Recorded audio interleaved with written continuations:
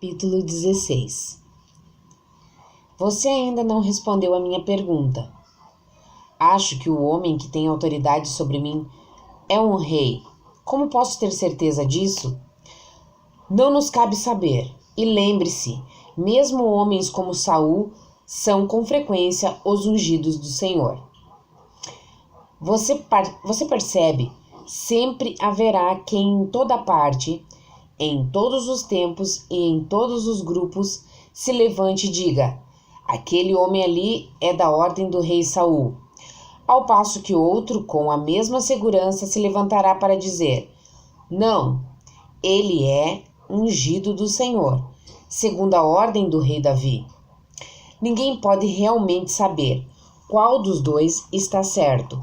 E se você estiver à janela olhando os dois homens discutirem, pode indagar a que ordem eles pertencem, se é que pertence a alguma. Lembre-se, o seu líder pode ser um Davi. Impossível. É mesmo? Muitos de nós conhecem pelo menos 2 homens da linhagem de Davi que foram condenados e crucificados pelos homens. Homens que estavam absolutamente certos de que aqueles que estavam crucificando não eram como Davi. E se você não conhece 2 casos desses, com certeza sabe de um. Homens que seguem os da ordem de Saul, entre nós crucificam muitas vezes os da ordem de Davi. Quem pode então saber quem é um Davi e quem é um Saul? Deus sabe, mas ele não o revela. Está você tão certo de que o seu rei é um Saul e não um Davi, a ponto de prender ou pretender tomar o lugar de Deus e declarar guerra a seu Saul? Se for assim, demos então graças a Deus que você não vive nos dias em que Gólgota estava em uso. Que pode então você fazer? Muito pouco, talvez nada. Entretanto, o passar do tempo e o comportamento do seu líder enquanto o tempo passa revela muita coisa a respeito dele. E o passar do tempo e o modo de você reagir diante de seu líder, seja ele Davi, seja ele Saul, revela muita coisa a seu respeito. Capítulo 17. 2 gerações depois do reinado de Saul, um jovem incorporou-se entusiasmadamente nas fileiras do exército de Israel, sob um novo rei, o neto de Davi. Logo começou ele a ouvir histórias a respeito dos grandes e valentes homens de Davi. Pôs no seu coração descobrir se algum daqueles valentes vivia ainda, e se assim fosse, encontrá-lo e conversar com ele, embora imaginasse que, se ainda vivesse, deveria ter mais de 100 anos de idade. Enfim, acabou por descobrir que vivia ainda um desses homens. Descobrindo seu paradeiro, apressou-se a ir à sua habitação. Ansiosamente, até mesmo com hesitação, bateu a porta. Vagarosamente. A porta se abriu. Ali estava um gigantesco homem de cabelos grisalhos, não totalmente brancos, o rosto todo cheio de rugas. É o Senhor, um dos antigos valentes de Davi, um daqueles de quem tanto a gente ouve falar? O ancião examinou demoradamente o rosto do jovem, os seus traços, a sua roupa. Então, numa voz cadenciada, mas firme, o velho disse, sem desviar os olhos do rosto do moço: se você quer saber se outrora fui ladrão e habitei em cavernas, alguém que seguia um fugitivo histérico e chorão, então sim, fui um dos valentes de Davi. Aprumou os ombros ao dizer as últimas palavras. Entretanto, sua frase terminou num disfarçado sorriso. Ora, o Senhor faz o grande rei Davi parecer um fraco, não foi ele o maior de todos os monarcas? Ele não foi nenhum fracote, respondeu o ancião. Então, compreendendo a motivação do jovem ansioso à sua porta, o velho respondeu, prudente e calmamente: nem foi ele grande líder. Então, o que foi, bom homem? Pois vim para aprender os caminhos do grande rei Davi e dos seus homens valentes. Qual foi realmente a grandeza de Davi? Vejo que você tem a ambição peculiar da juventude, disse o velho guerreiro. Tenho a clara impressão de que você sonha em vir a ser um líder de homens algum dia. Fez uma pausa e então continuou ponderadamente. Sim, eu lhe falarei da grandeza do meu rei, mas minhas palavras poderão deixá-lo surpreso. Os olhos do ancião encheram-se de lágrimas ao pensar primeiro em Davi e a seguir no insensato rei que acabara de ser coroado. Falar-lhe-ei a respeito do meu rei e da sua grandeza. O meu rei jamais me ameaçou, como faz o seu. O seu novo rei começou a reinar mediante leis, decretos, regulamentos e medo. A mais viva recordação que conservo do meu rei, quando vivíamos em cavernas, e sua vida de submissão. Sim, Davi mostrou-me submissão, não autoritarismo. Ensinou-me não a aplicação imediata de regras e leis, mas a arte da paciência. Foi isso que transformou minha vida.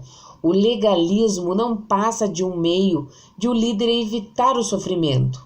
As leis foram inventadas por velhos, de modo que pudessem ir cedo para a cama. Os homens que alardeiam autoridade demonstram não a possuir.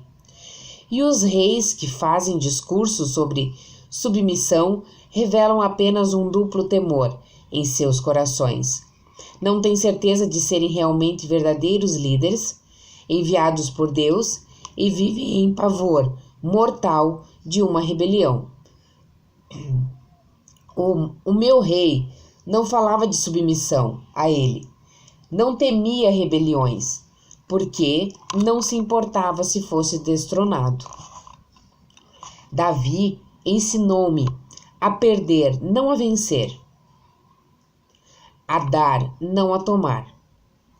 Revelou-me que o incomodado é o líder e não o seguidor. Em vez de expor-nos ao sofrimento, ele nos protegia dele. Ele mesmo ensinou que a autoridade cede à revolta, especialmente quando a revolta não é mais perigosa do que a imaturidade ou talvez a burrice. O ancião estava obviamente se lembrando de alguns episódios muito tensos e talvez cômicos nas cavernas. Não, disse ele, agora num tom atingia a eloquência. A autoridade que procede de Deus não teme desafios, não se defende, nem se importa se tiver de perder o trono. Era assim a grandeza do grande, do verdadeiro rei. O ancião começou a afastar-se.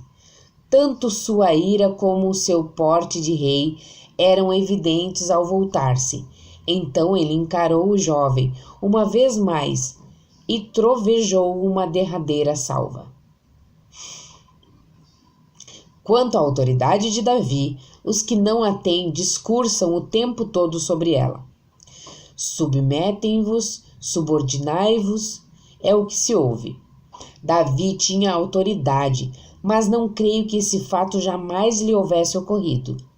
Éramos 600 vagabundos, com um chefe que chorava muito, e só isso o que éramos.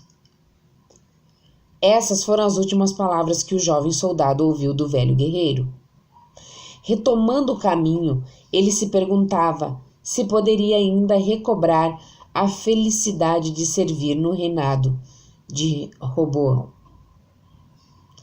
Capítulo 18.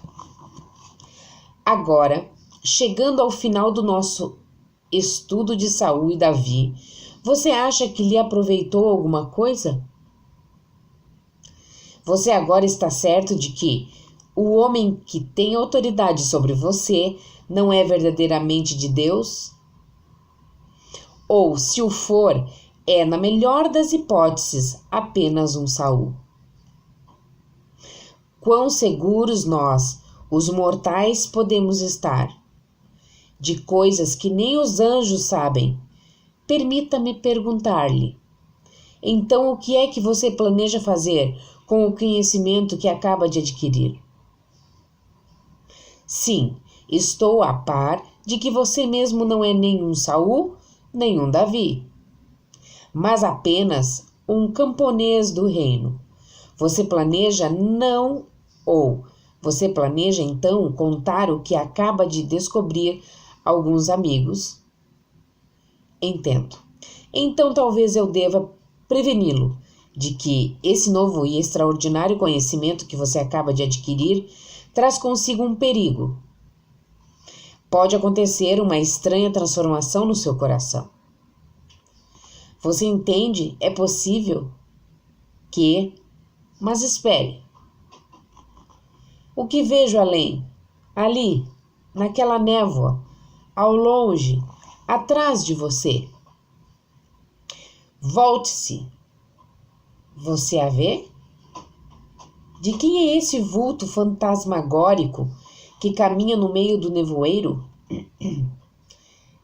Parece que sem dúvida já o vi antes. Observe atentamente. Não podemos perceber o que ele está fazendo. Parece que se inclina sobre uma velha arca. Sim, ele a abre. Quem é ele? E o que está fazendo? Retira alguma coisa de dentro da arca. Uma capa. É uma espécie de manto. Ora, ele o está vestindo. A coisa assenta-lhe muito bem e cai sobre os seus ombros como um manto. Agora? E agora? Mete outra vez a mão na arca. Tenho a certeza de que já vi esse indivíduo em algum lugar antes. Que é que ele tira agora? Um escudo. Não, um brasão. Isso mesmo, um brasão de alguma antiga ordem. Muito esquecida. Segura-o e o levanta como se quisesse fazer sua ordem. Essa ordem. Quem é esse homem? O porte, a postura, a maneira de andar, já o vi antes, tenho certeza. Ele saiu do nevoeiro e entrou na luz. Agora o veremos claramente. Esse rosto não é você? Sim, é você. Você que pode tão claramente reconhecer a presença de um indigno Saul. Vá, mire-se nesse espelho. Aquele homem é você. Note também o nome gravado no escudo. Veja. Absalão II. Até o próximo capítulo.